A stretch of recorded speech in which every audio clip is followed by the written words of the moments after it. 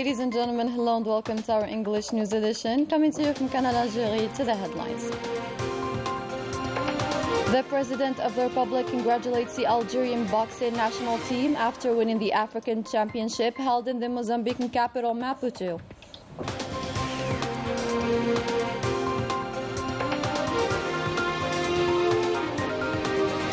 Algeria is candidate for non-permanent membership at UN Secretary Council 2024 and 2025 and the Human Rights Council in Geneva.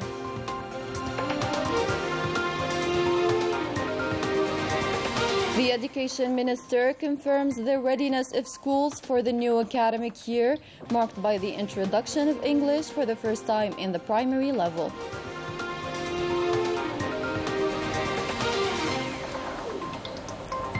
And Morocco is once again jolted by a new scandal with the Zionists attempting to acquire agricultural lands with the direct involvement of the Makhzen regime. Good evening, those were today's headlines. First in our news, the President of the Republic, Abdelmajid Tebboune, congratulated the Algerian national boxing team for its latest achievements. The tweet reads, "Congratulations to our boxers. After winning the African Championship held in Mozambique, you honored Algeria and raised this flag as promised. I will hopefully meet you soon. Congratulations to you and congratulations to Algeria," tweeted the President of the Republic. The Algerian boxing team, men and women, won 15 medals, 4 gold ones, 5 silver ones, and 6 bronze ones in the African Championship organized from the 12th to the 18th of September 2022. The Prime Minister Ayman bin Abdulrahman welcomed Tuesday a delegation from the European Parliament composed of members from the Algeria-European Joint Parliamentary Committee led by its president, Andrea Cozzolino. The meeting revolved around the relations between Algeria and the European Union and its future prospects.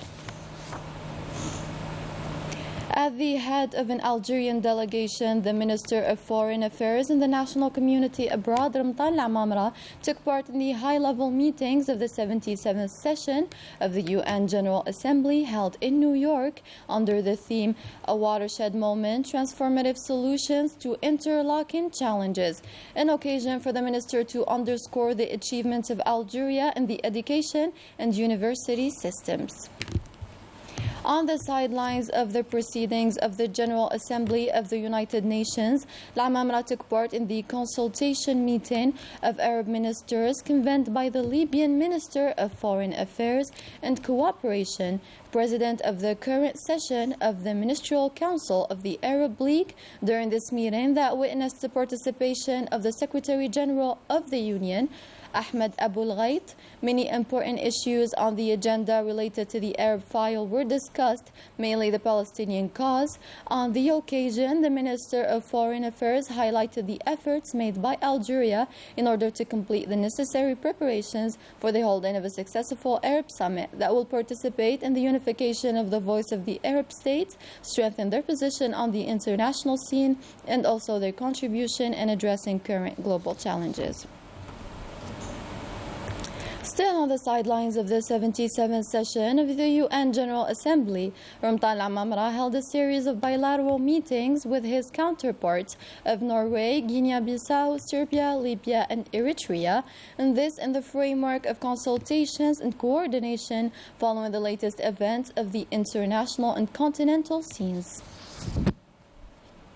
Within the framework of his participation in this session, the Minister of Foreign Affairs and the National Community Abroad, Ramtan Lamamra, at the United Nations headquarters, accompanied by the permanent representative to the United Nations, Nadir Al-Arbawi, and all members of the Algerian delegation, launched the campaign to promote Algeria's candidacy for a non-permanent membership at the Security Council for the period of 2024 to 2025.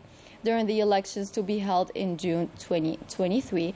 On this occasion, leaflets were distributed at the United Nations headquarters calling for the nomination of Algeria for membership at the Security Council as well as membership of the Human Rights Council in Geneva. A general pamphlet containing the directives of the President of the Republic related to foreign policy as well as the most important milestones in the history of the Algerian diplomacy was handed to delegations participating participated in the proceedings of the current session of the UN Assembly. As part of the Algerian-U.S. military cooperation program for the year 2022, the U.S. Navy frigate USS Frigate DGG-99 docked at the port of Jinjin in Jijil on the eastern waterfront belonging to the 5th Military Region to carry out an exercise known as Exchange of Experiences in the field of underwater work and demining, with the implementation of a stop for U.S. ship with divers on board. During the 4-day U.S. ship stopover, several activities were held, such as the underwater work and demining exercises, as well as the PASEX exercise with a unit of the Algerian Navy.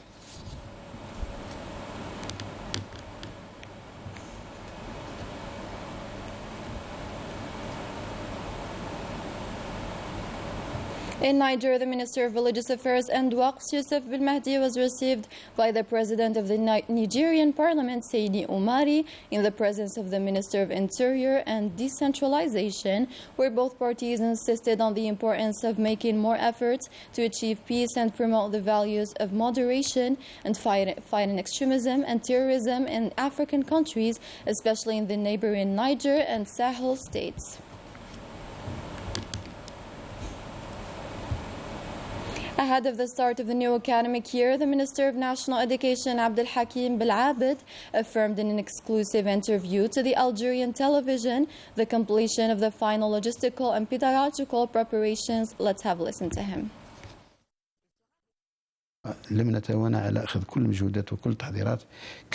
Everything is ready for the new academic year. All the necessary measures were taken during the Council of Ministers chaired by the President of the Republic, who spared no efforts to back the education sector. To this effect, more than 5,000 teachers of English were hired. The Book of English is available in all our schools throughout the country. I call on the pupils' parents to accompany us to ensure the success of the new school year. Abroad, a large wave of solidarity with the Sahrawi people is happening, as it is the case with the delegations of doctors working in the Sahrawi hospitals to display their support for this fair cause. More details with Rania Al-Bahri. Edi Alfonso is a Cuban doctor who works in the Sahrawi National Hospital in the refugee camps in Tindouf province.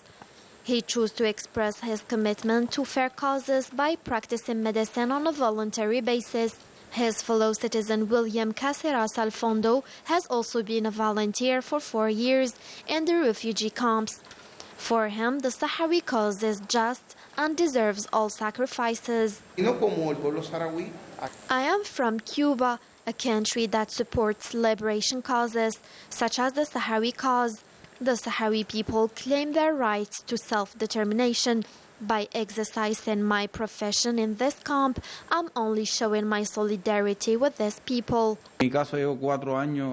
I have been working here for 4 years. I'm a volunteer doctor, very supportive for the Sahrawi people, and it's through my job that I show my solidarity.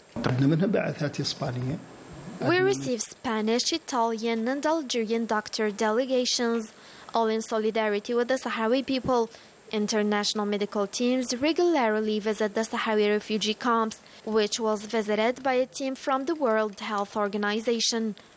On the spot, a team of young Sahrawi doctors provide all medical care after having been trained by foreign medical personnel, who thus provide unfailing support to the Sahrawi people.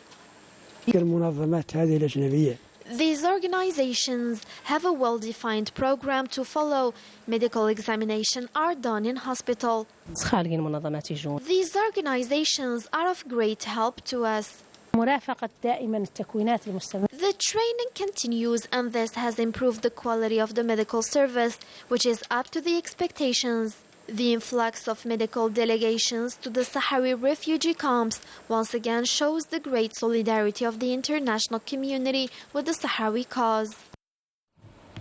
Another blow for the Makhzen regime in its practices, this time by the French Council of State. Najah Tayyar tells us more.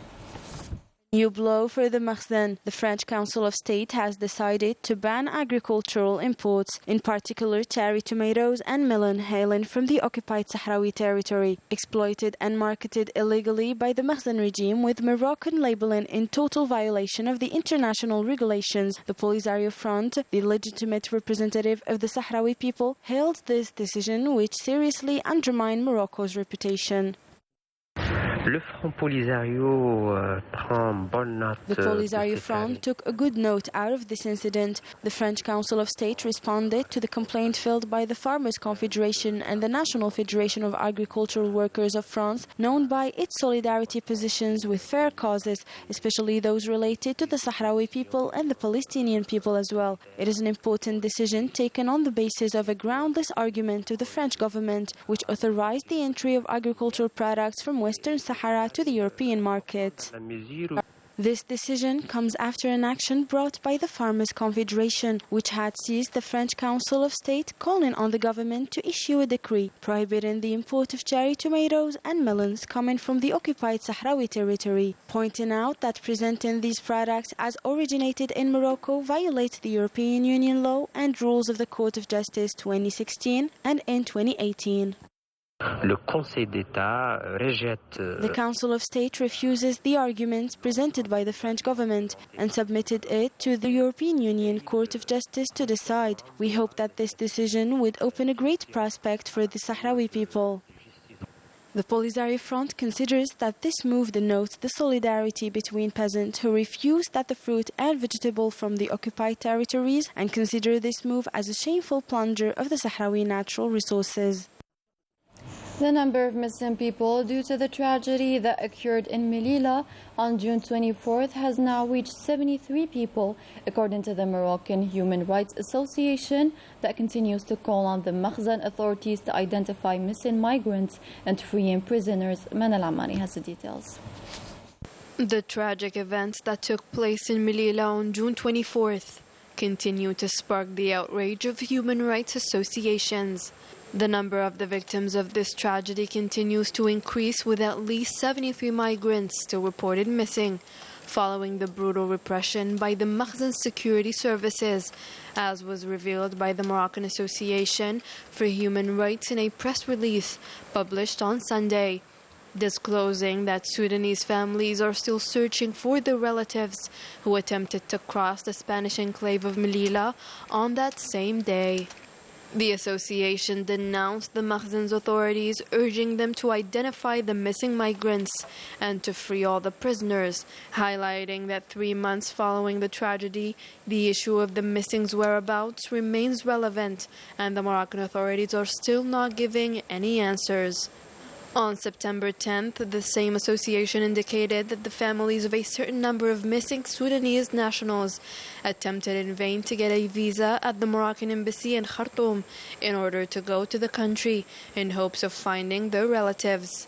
Moreover, the association assured that it will continue to spread the truth on the crimes committed by the Makhzen's immigration policies, despite of all the attempts to conceal it, in addition to the regime's oppressive practices.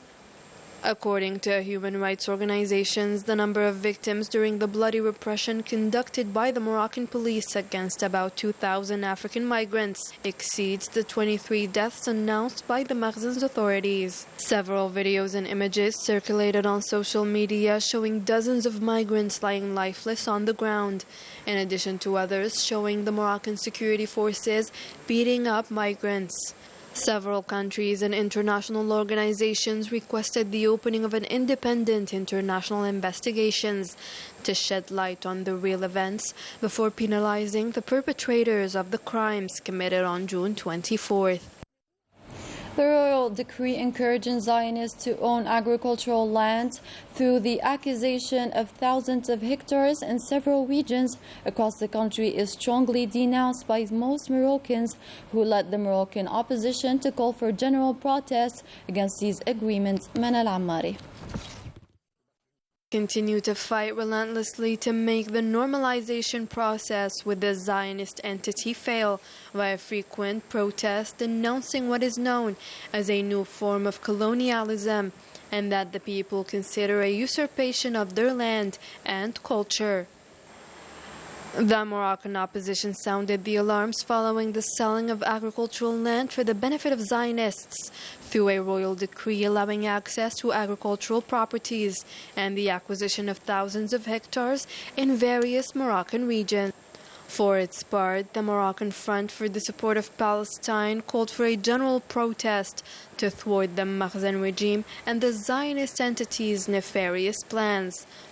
For the Moroccan Front, it is a deliberate act, a provocation, and another humiliation on top of an unprecedented economic and social crisis that could implode the country.